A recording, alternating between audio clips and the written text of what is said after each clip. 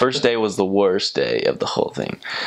We left early in the morning from the MTC, and then we ended up getting in Mexico around lunchtime, and then we went to the president's house. So it's all nice still. We had a nice dinner, pre-dinner, and it was nice. But then we went home to the mission home, and we got there around.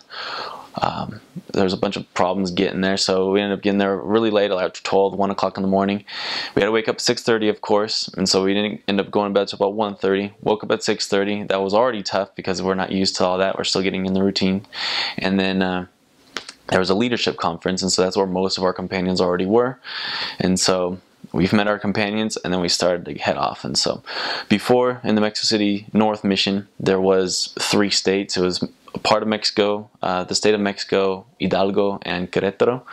Now it's not. Now it's a little different. But I went to Hidalgo the first time, and so we didn't have any cars or anything, so we took, it was me, my new companion, and we were both opening up an area, another elder and his new companion, and they were opening up an area, and then 2 other guys, and they were just there for the leadership meeting.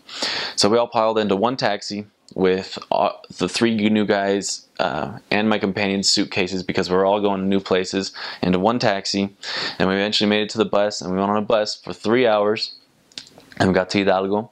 And then once we got there, we had no idea where we were going, and then one elder kind of knew where we were going because he had somewhat been in the area before. And so by this time it's about 4 o'clock at night, in the afternoon.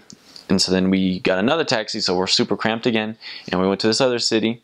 And then by the time we got there, all the buses, the combis they're called, by the time we got there, they had already stopped for the night. And so then we had to take another taxi and then travel another half an hour to this other little village. And by the time we got there, it was already about 12 o'clock at night. And so we had to then call, the taxis didn't even want to take us anywhere now because it's too late. And so I was waiting there. I don't speak the language. Somebody called a member that lived across the hill, and so they had to travel another like half an hour to come get us.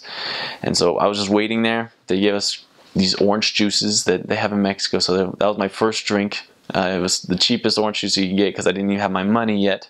I just had to borrow from somebody else. And eventually we got on that, and then we got home around 1:30 again, and then at 2 o'clock the assistants had to come because I forgot to sign a form, and so I had to sign a form for my visa and stuff, and then they left, and so we didn't go to bed till about 2:30 that night.